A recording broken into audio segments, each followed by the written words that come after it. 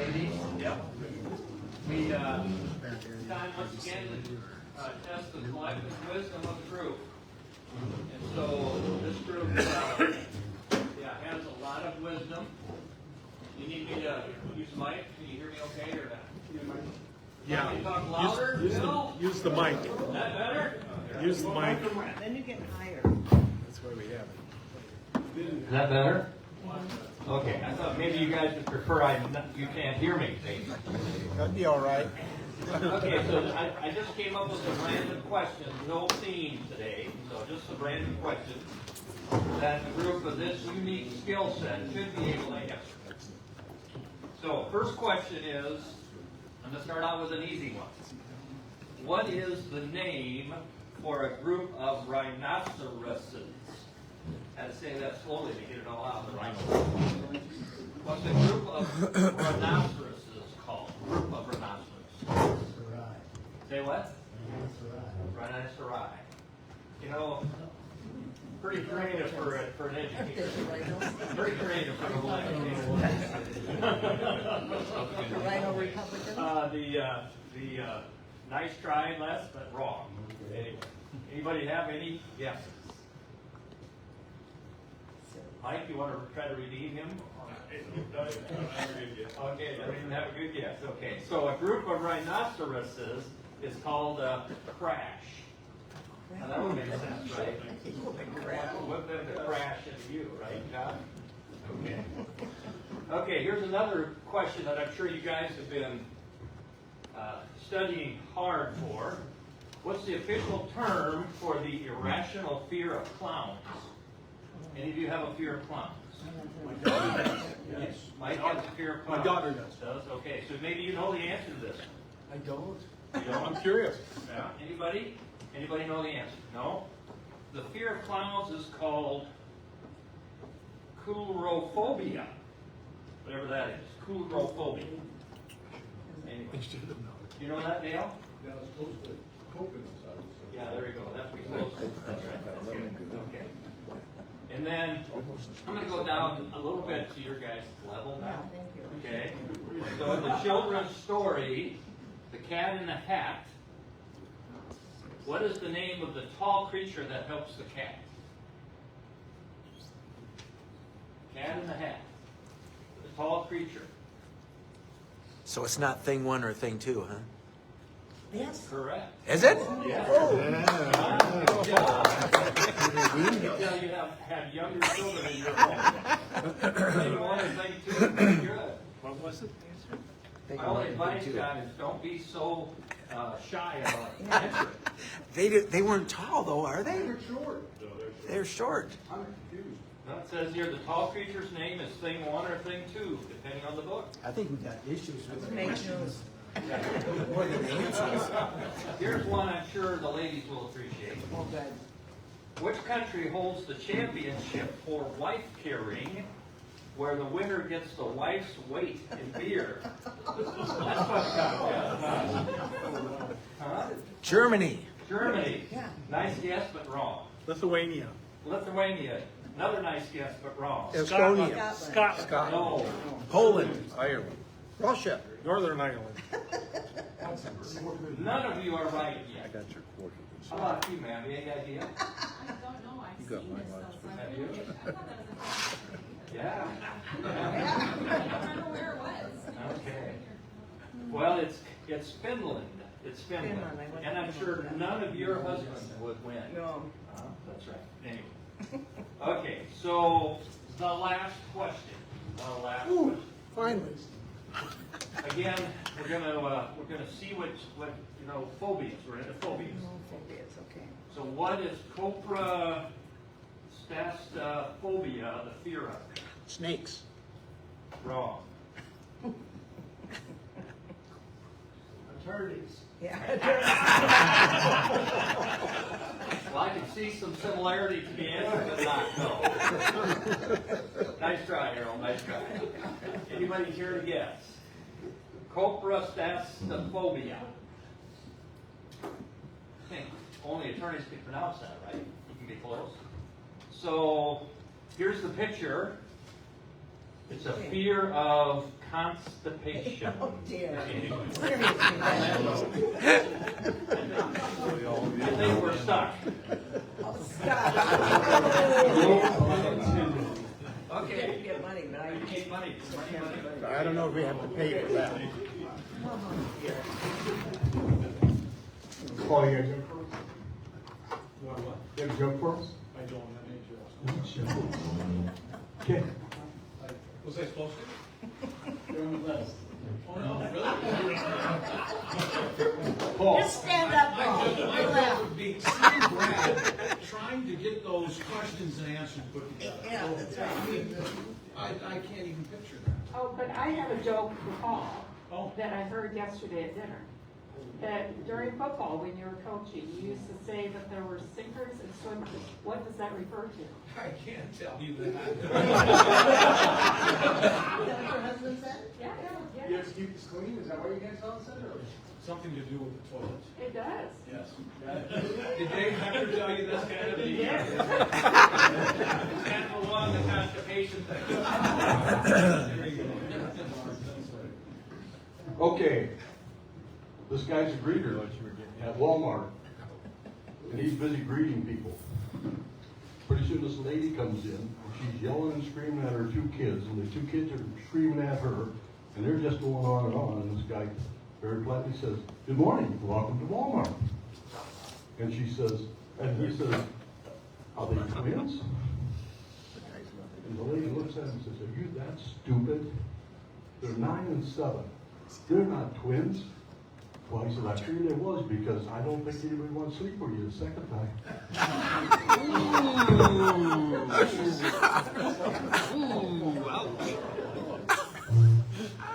Oh, damn. Dale, thank you for filling in. Appreciate that. Calling on my. Dale, I think you just moved up. You moved up.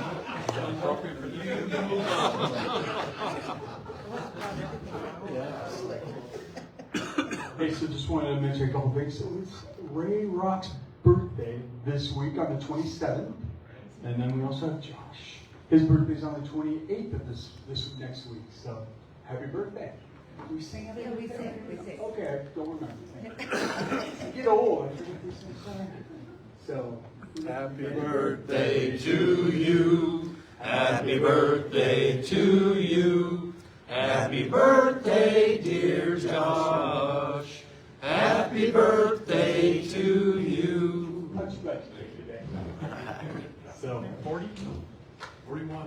Yep, it's a great day. Learned about constipation and what was Dale's name? Pretty old guy. So today we're blessed to have the speaker from Crittenden Center, Christina, and I'll let Dale introduce her. So is there something else I'm missing? Oh, the whole school report. Well, Dave's not here, so I kind of forgot about it. So we need somebody to cover for Northwestern. Anybody? No, No, let me do the bell. we gotta do the bell. I'm slacking, totally slacking. Bell.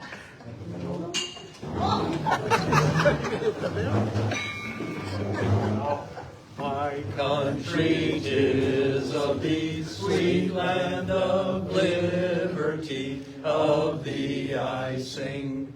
Land where my fathers died, land of the pilgrim's pride, from every mountainside let freedom ring.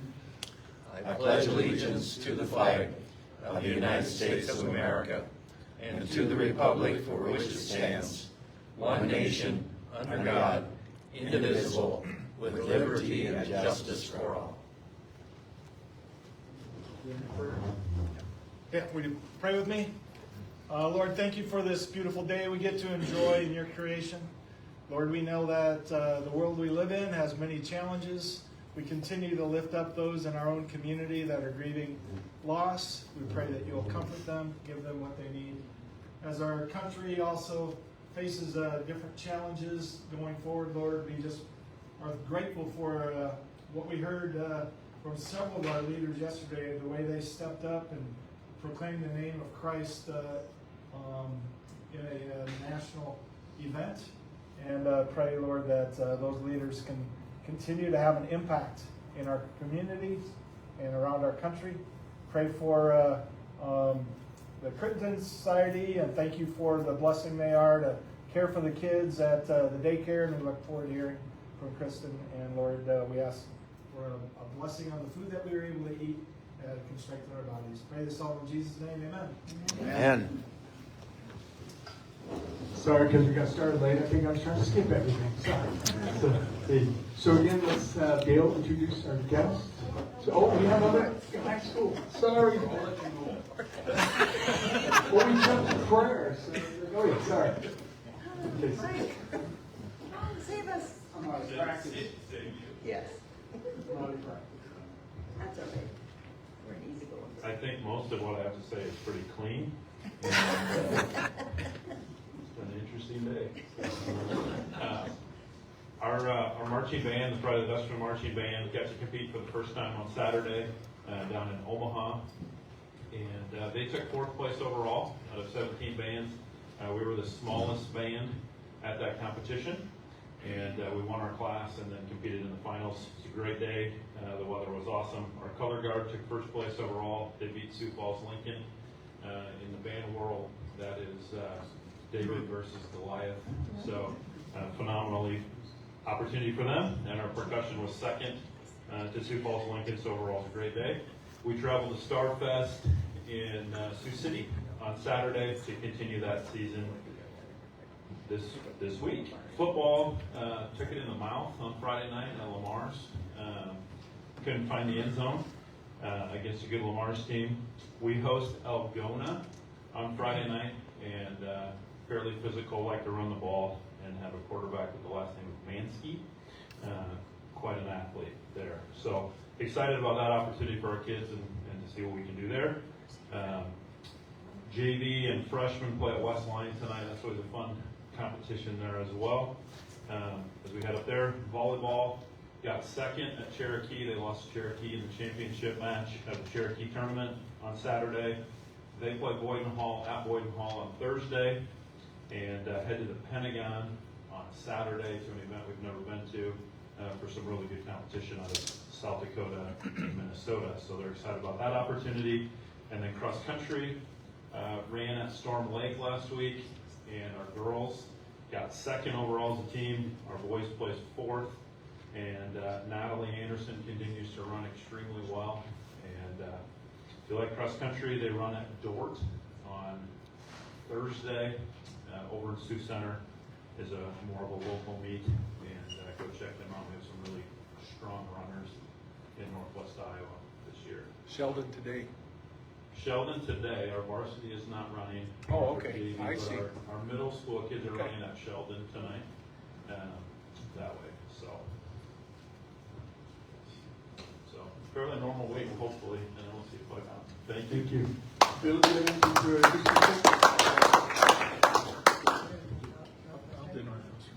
Earl will do Northwestern. Okay, thank you.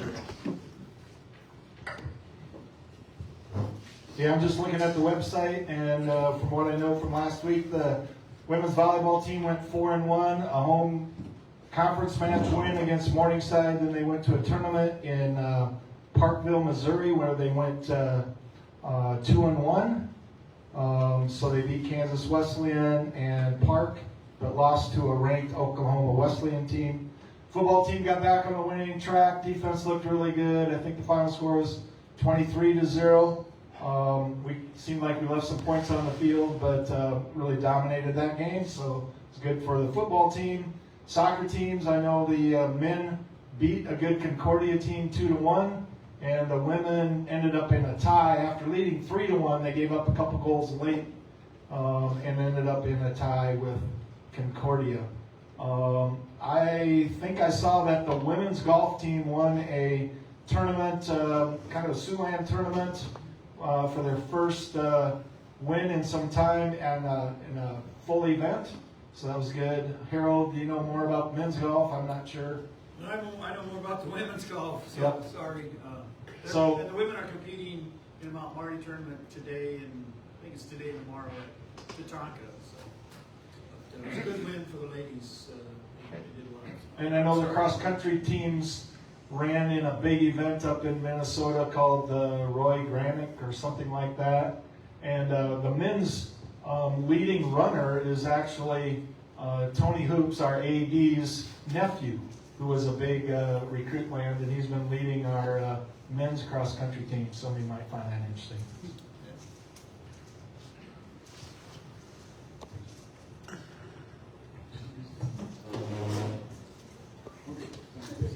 So now we're going to head and give it to Dale, introduce our guest. Or you won't? Okay. First off, I have to tell you that I have met with Jan Henderson. She's the one with the baby shower type deal. And they started last year in October to do an April event. So think about that. And we want to try to do November. And I told her, I said, I think we need to cancel this fall. So next spring, at April, before we get done, we will start trying to organize the baby shower. So, so it will go on yet, but the idea is just how much can you get done in 6 weeks that they did in 6 months. So, okay. With that, I have the great privilege of having Christina Postma here. She's a Dork grad. Which is what you said, Dork a little bit ago. So, she's from the Springland Center, and so she's going to talk to us about the Springland Center. Thank you, Dale. Hi, good afternoon. Thanks for having me here. As Dale mentioned, I am Christina Postma. I am with Crittenden Center. We were playing a little bit of, I don't know if it's Dutch Bingo or Sioux County Bingo earlier. I have lived here for almost 16 years now. My husband's family is from Sioux County, went to Dort, moved back here a while ago. I did some work with Bethany Christian Services here in town for a few years. And then I was at Season Center for Behavioral Health. We have that main building is in Spencer, but we have offices in Sioux County. And now I've been with Crittenden Center for the last, I guess we're looking at about 1.5 years now. So just to start off, can I ask, and I know for sure some of you are very familiar, but in the room, how many are familiar with Crittenden Center? This is maybe the most hands I ever get. That's wonderful, so thank you. So just a little bit of background for us. We are actually one of Siouxland's oldest nonprofits. We are celebrating 130 years this year. And so we started way back when in 1895, actually as a home for unwed moms. So if you think about the kind of social climate at the time, and where moms were, a single mom was, if a woman got pregnant out of wedlock, she was often sent away to have her baby. And Crittenden Center was one of those places who provided maternal health care for those women and children. And so we did that for a long period of time, actually facilitated a lot of adoptions. We don't do maternal health anymore. We stopped doing that about, I think, in the 70s. But at that time switched into caring for, still providing supports for moms and dads and parents, but switching more into caring for children and families. And so our agency today, that mission, we are of sheltering, educating, and empowering children and families, that really has not changed. But what our services look like has changed as it, to adjust to community needs and society's kind of expectations of those sorts of things as well. So for those of you who raised your hand, how many of you know us because we are here in town? Okay. How many know us outside of what we do here in town? Okay, so I would love to hear more those of you who raised your hand for knowing us outside of town, what do you know about Crittenden Center? This is always really telling for me. It's out of Sioux City, and I knew you were in Lamars before you came to our city, right? That's right, yeah. No advice, my wife lived here. It was just Okay. so she helped me with that. She found me parents. Sure, okay. Yeah. And How- did home visits and Yeah. so. Okay, wonderful, thank you. How is it north side of Sioux City in the school Were we or are we? Yes. So we were in people usually associate with Creighton with an old building on Court Street. That's where we were for many, many years. And now we have an admin building downtown and then different locations around town. So, yeah. 30 years ago, foster child placements. Okay, yeah. You as well. Okay, wonderful. So that is what a lot of people still associate anything. If you're not familiar with what we do on the child care preschool side, some are like, well, I know you used to do this and it used to look like this. And so that's why I just really appreciate kind of knowing that background of what you already know and where you come from, because some of that we definitely still do, and some of it has changed. So that's why chances like this to kind of talk about that are super helpful. On the one side of our agency now, we have our child and family development. We work closely with Mike here in our city with Earl, and that has been child care and preschool services for kids 0 through 12. And then we do what's called our Family Resource Center. And so what that is, and we're still working on building that up here in our city. We certainly have it in Sioux City where we've been doing it for a lot of years. And in Lamar's as well. And what that involves is really parenting, education, and supports for families, and then resource acquisition and resource referral. So we actually provide parenting education classes for families, and then we help connect them with the resources and supports that they need to be successful. So that, for some families, it might be diapers, it might be wipes, it might be a referral to another community agency who can provide those things. You mentioned the baby shower. I know we had a baby shower in Sioux Center last fall, and they ended up donating a lot of supplies to our kiddos and families that we're serving as well. And so those, even on the child and family development side, there's a lot of wraparound supports for families. And I think that we, regardless of the community that we're in, sometimes certain communities feel that a lot of those needs are met, and that's great. And if they are, we want to connect families with those. But we often find that all families, come into situations of crisis where they need a little bit of extra help and support. And so that's regardless of where you live, right? What your background is, what your education is. We certainly saw that in some of the flooding situations and the derecho, right? Like we can all use an extra hand sometimes. So that's what we really try to do for our families through our Family Resource Center.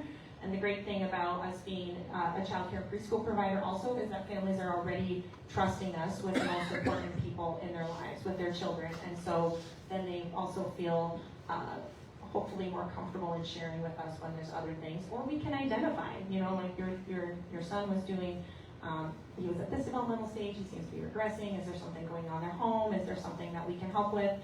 We also accept emergency foster care places because we are a licensed center and we accept state child care assistance. So we will always make room for those families, and that's a really big stressor for, we were on a different call this morning on our child welfare side of our agency. That's a really big stressor for families who are interested in being foster families is, well, where can this child go if both parents are working outside the home, or if it's a single parent home and that parent is working outside the home. So that's a really big, if that's important for us, that's kind of the core of who we are. And on the other side of the agency is our child welfare and well-being. And that's the side that people are, people can generally be like, oh, you run a child care center, oh, it's preschool, I understand education, I know what that means, I know what that looks like, I know how important it is to get to families when the children's, when their little brains are developing and there's so much information they're absorbing there. And so I should back up. We do that child and family development side, to your point, in Lamar's here in our city, and then also at 4 locations in Sioux City. On our child welfare and well-being side, on that side of our agency, we have really 3 programs at this point in time. One is our transitional therapeutic home. And so what that is that's an emergency shelter for kids who have been removed from their homes, typically due to abuse or neglect. And so those kids come to us and they live with us. They live with us 24/7. That's located in Sioux City. That may be where if you went to pick up a foster child from Crittenden Center, it would have potentially come through our that process would have happened through our youth emergency shelter. So that has been operating since about the 70s. And it's really hard to, I think, understand unless you've been there and you've seen it, but really at the end of the day, it's a modern day orphanage for kids who have no safe home or no safe family to be with. So we have children from infants, like little brand new babies, up through 18 years old. And so some of our kids are with us for a brief period of time, right? Law enforcement gets called out in the middle of the night. There's maybe substance use or mental health issues. There's little kids, we literally just had this situation 2 weekends ago. There's little kids in the home. There's not a safe place for them in that moment. The deputy or the officer doesn't really, feel equipped to drive around with children for 12 or 24 hours. And so they show up. They show up at our shelter. We have what's called a no eject, no reject policy with the state, which means if we have a bed, we take them. And so we do. We have these littles with us. Typically, our younger children, not always, but typically our little kids are a shorter period of time. There's a grandma or an auntie or a foster home who's able to take those kids in and care for them. We did have a sibling group. The youngest little guy was not quite 5 when he came to us, and he and his 2 brothers, which are all about a year to 2 years apart, stayed with us for close to a year. So if you can imagine, your kids or your grandkids or your nieces and nephews, I have a 5-year-old, she's 6 now, I have a 6-year-old, and just the thought of them being removed from everything that's familiar to them, everybody they know, and living in essentially a homeless shelter, which we do our best to make it as home-like and as welcoming and as warm for them, but it's not their home. It's their home for now, but it shouldn't be their home, right? And so we have those situations, those really young children who come from all over. They come from, we're technically like in charge of kind of the western side of the state as far as families coming to us, but they do end up coming from other parts of the state because a lot of shelters in the state have reduced the amount of beds they have, or they have closed entirely. So while most of our kids come from over here, they don't all. And so for those kids, that's even more challenging because it's harder to facilitate getting together with their family. They certainly can't stay in their own school district.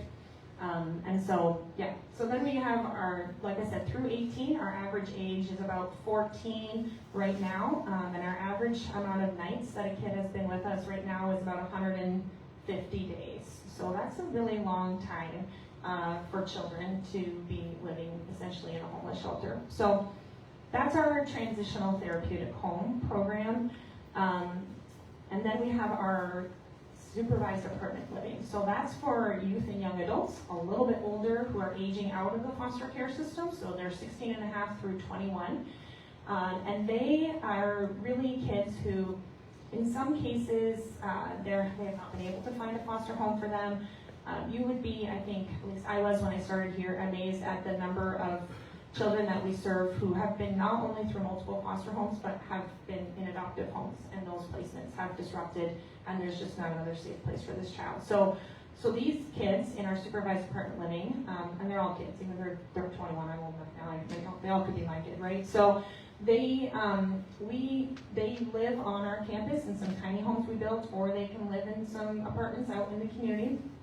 And our goal in that program is to help those kids gain the skills that they need to be successful into adulthood. So anything, literally anything that you would have taught your kids, your grandkids, neighbors, whatever, many of our kids did not have the opportunity to learn those things. And so we're doing emotional and that kind of skill building, like how do you handle a conflict, how do you regulate yourself, but then we're teaching also like really, really tangible skills that hopefully some of us learn, like how do you do grocery shopping, how do you fix a plugged sink, how do you catch a bus or arrange a ride, how do you get to work, how do you fill out a resume, how do you interview, all those sorts of things. It's actually really cool. One of our maintenance lead, his name is Josh, and he's phenomenal, but he's literally like, here's how you put on a door handle. Like, he's sitting there teaching them these skills and creating a toolkit that they can use for a very long time. And so those kids are with us till about 21, depending. And that program and those tiny homes actually started, sorry, Bill told me to leave time for questions, so I'm just watching the time. That program started because our shelter, our transitional therapeutic home, closed down for a period of time during COVID. There were staffing issues. I think we all remember that. There was all kinds of issues at that time. But when that program was reopening, we had a young man who came back, the very first young man who came back into shelter after it had been closed for a period of time, and he was close to turning 18. And so we were talking with him. I wasn't there. And the staff was talking with him and with his worker, and they're like, well, what's the plan for this young man when he discharges from shelter in a few months? And the plan was to discharge him to the streets. And this guy would not have been, I've met him now, he would not have been successful living in the streets. I mean, who would be? But he really wouldn't be. And for a lot of our kids, because they haven't had all that coaching and all that training and all that support leading up, not only do they not have a family support system to fall back on, they don't have the skills, right? They don't have the skills. They're maybe chronologically 18, but they're not developmentally 18. And so that's what really prompted us to build those tiny homes on our campus. A lot of we do work with a lot of landlords in that program, but not a lot of people are like, hey, give me that 18-year-old kid with a traumatic past and no credit history and no family support system and no cosigner. Like, I want him to rent my apartment, right? Like, that's not that easy to find, those landlords. They do exist. But so then we can be their landlords. They pay a minimal amount of rent. We're teaching them all those things, and they get more grace because we know them and we love them and they live with us. So that's our supervised apartment living.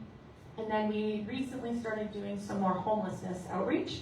So if you're familiar with some of the homeless shelters in Sioux City or Sioux Falls, all of them or most of them are for adults or adults with children. Unaccompanied minors or very young adults, 18, 19, those are not, either they're not set up for them or they're quite simply not a safe place for our kids. And so we pursued some grant funding to do some street outreach where we have caseworkers who are going out into the streets where these kids are, where they congregate. They're meeting with them, they're connecting them to resources and supports. We had a success story recently of a young woman who had been in the street. She'd been through the child welfare system, right? She ended up homeless, as a large percentage of kids in the child welfare system without adequate supports do.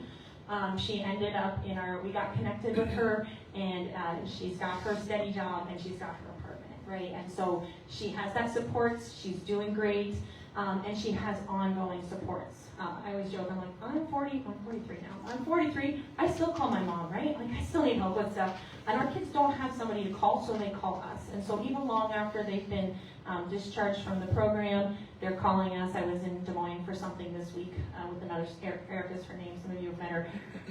And she has these phenomenal ability to build relationships with these kids. There was a young woman that we had served some time ago. She had experienced human trafficking.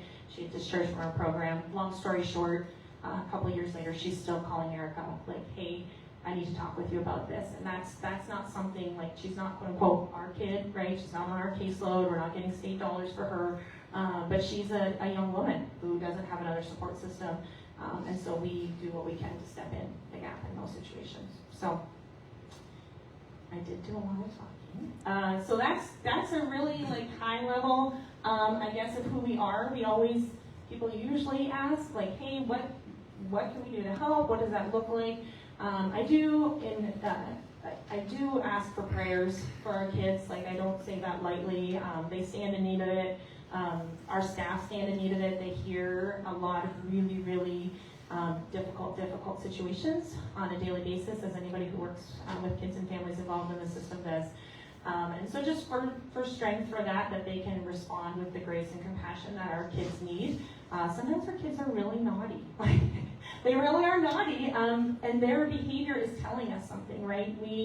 They are communicating in a way that has kept them safe, and in some cases, honestly, has kept them alive. And so our staff are really highly trained to recognize that behavior as communication and respond accordingly, but that's tiring. That can be tiring, right? So ask for prayers for that. We always accept volunteers. We have actually Unity has a group coming out on Wednesday as part of Unity's Service Day. We have multiple volunteer groups who can come out kind of on a one-time basis, or we have ongoing volunteer opportunities. And then we do, which this group has, so thank you for that, donations, because like I said, the quality of care that our kids need and our kids deserve is significantly higher than what we receive from the state for those kids who are entrusted to our care. So that's what I got. Questions? Over our whole agency, we have a little over 200 staff right now, I believe. At shelters, about 50 to 60. And then, of course, our child care and family resource center. We have a pretty small admin team. There's 4 of us on leadership and then some other supports. But the vast majority, and even on our admin team, the vast majority are working directly with kids and families. When you said the departments are supervised, does that mean what kind of hours is that supervisor working?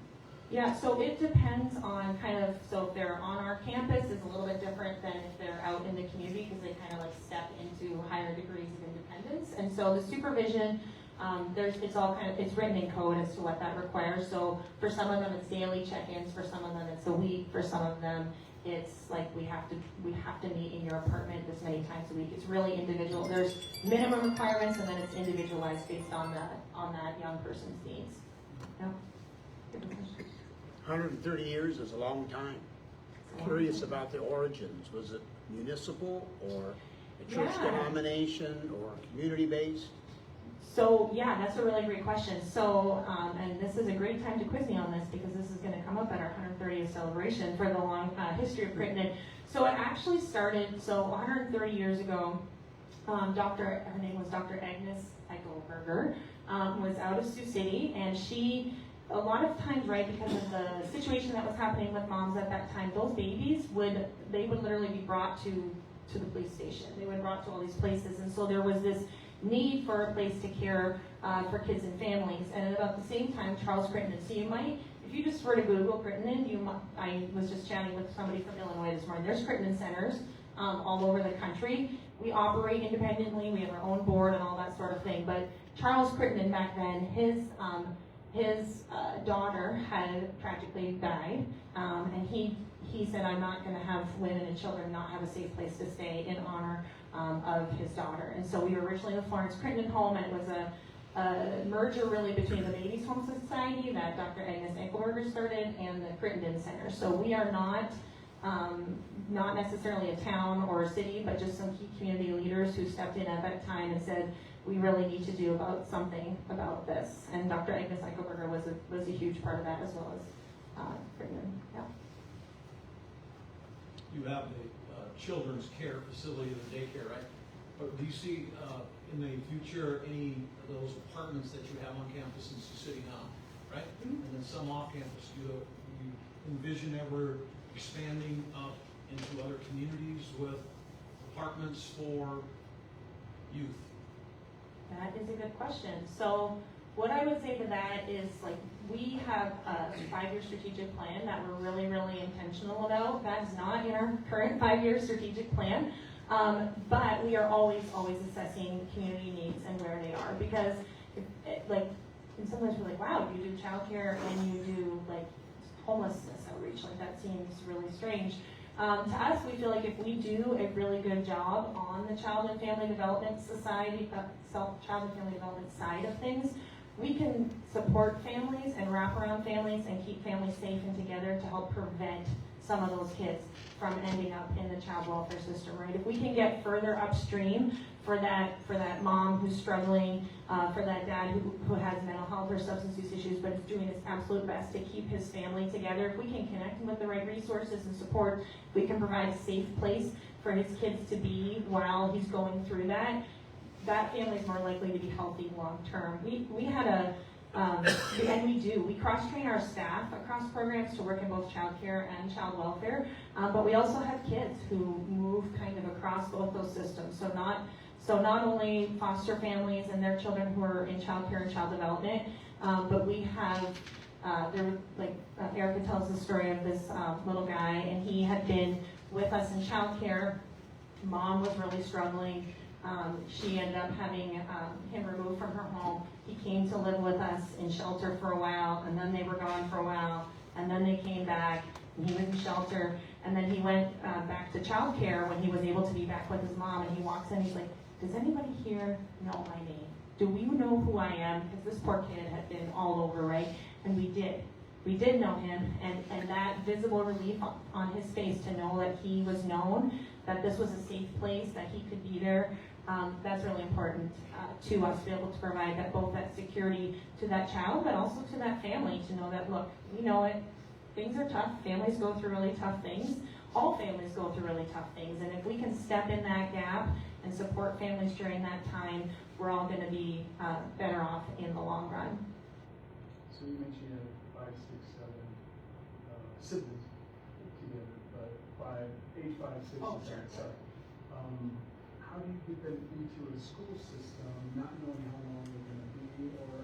Yes, I'm so glad you asked that because I should have brought that up. So we historically worked really closely with the Sioux City School District because that's where we are located. What we learned a few years ago, or we've known this for some time, but it was harder and harder for the reasons you just described for our kids to be successful in a traditional school setting. Many of them had been bounced around to various school districts. They had not really been truly in one place long enough to get a good grasp on where they were academically. They were behind in credits. And so right now we actually contract with AEA, and we have an on-site school in our shelter building. And so we have Kate and Paige are our 2 teachers, and we have some paras, we have a principal, so we offer education because then, again, we know these kids, they're with us. We can be a little more, Mike would probably understand this best, but we can be a little more like, you can come to class late, like you can bring your blanket, like just things that are seen really simple and would be really disruptive in a larger traditional class setting, but our kids need, and they learn better when they're. So then our teachers can do those assessments, figure out, help make up credits, all those sorts of things, and then we're subcontracted with the AEA to have them on site. Yeah. Those young adults you were talking about, does people get them into businesses that they can do? Yes. Yep. So if you're in that program, they either have to be like the students or the young people have some responsibilities to either be in school a certain amount of credit hours, whether that's high school or after college or university, tech school, whatever, or they have to be working a certain number of hours. And so our caseworkers do work with businesses who are willing to hire our kids, understanding that there might be some complexities, maybe some differences in their abilities as they're learning these things. So yes, we do, but we always need more because our kids, we also want them to have a job that they're interested in, right? Like my little guy puts on his little pizza ranch hood and he gets on his moped and he goes down to Pizza Ranch, and it's just great for him, but that wouldn't be right for everybody necessarily, and so having some different opportunities for them is great. Staffing has to be challenging. These are challenging jobs, and turnover and that type of thing with your staff. I commend you for maintaining the kind of services you have. But where do you find your staff? I guess you're asking primarily about shelter or across? Well, yeah. Okay. Challenging. Yeah, so staffing is a challenge for everybody always right now, right?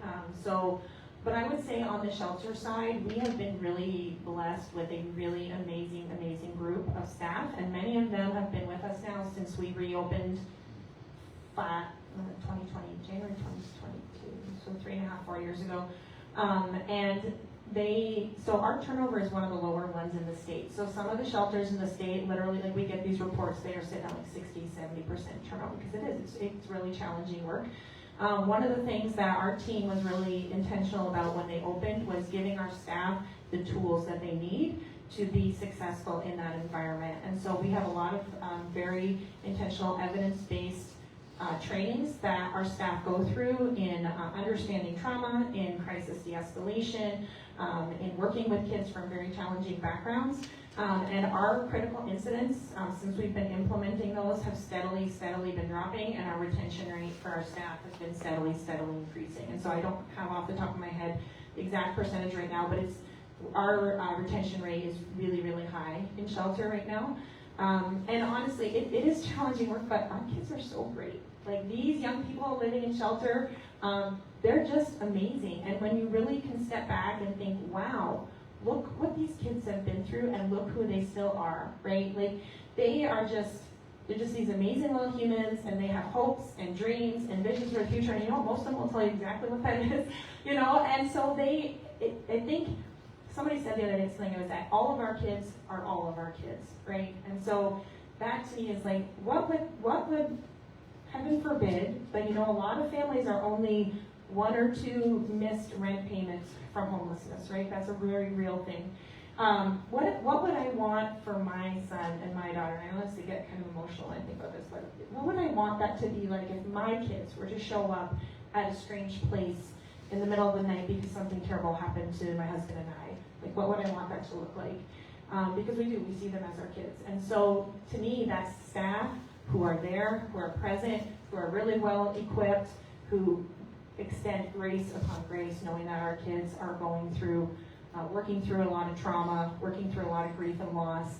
We have 2 on-site therapists now. That's another thing that we were able to pull down some federal grant dollars to do, to have licensed independent therapists on campus with our kids, because again, they just need it, and that's part of keeping our staff there too. So then we also have one of those therapists who works really specifically with our staff on identifying what they're struggling with, and hopefully keeping them in a good place, mentally healthy, emotionally healthy. Because our staff, everybody comes in. Nobody walks into the door of their employer and can just shut everything off and walk through the door. So we also want to support our staff and make sure that they have what they need to be successful, so that they can then invest in our kids. Curious about your funding. Is it fee-for-service contracts or grants or donations? Yes, to all of those. So on our child and family development side, it's primarily private pay through parents, although we do pull in quite a few state grants to help support the kind of the wraparound care for families, to provide scholarships to families who are struggling to pay that. But there's a lot of private pay. We have preschool dollars through statewide voluntary preschools for the school districts in all of our communities as well, or not in Lamar, in Orange City and Sioux City. And then our shelter is, so we have, like I mentioned, a no eject, no reject, so we contract with the state for a certain number of beds. That is contracted payment that we get quarterly. If the state's doing what the state should be doing, we get those payments. But that is really, and then on our supervised apartment living, it's also a contract with juvenile court and health and human services. And then our homelessness programming is just federal grants. And then we pull in a lot of, because we have to, because that state payment is really 3 hots and a cot, and it's not the level of care. It keeps our kids alive. That's what it does. But it doesn't provide the level of care that they need to truly be healthy. So we pull in a lot of federal grants for that, donations, volunteers. We have some on our child care side. We also have some corporate partnerships for employers who want to make sure that there's child care available for their employees. So there's some corporate dollars that get pulled into child care there as well. So it's a really, it's a lot of different places, a lot of variety of funding streams. Yep.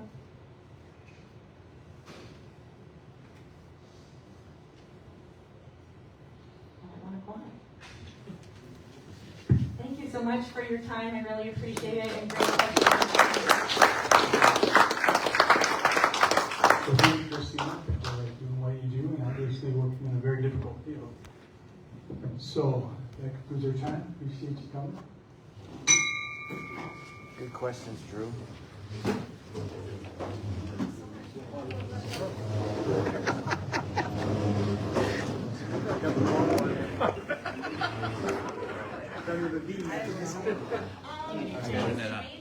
Awesome. Thank you. And we just say finish. Boom. Appreciate it. Okay with a lot of ones? We have to put up that smart aleck all the time. Racquetball court.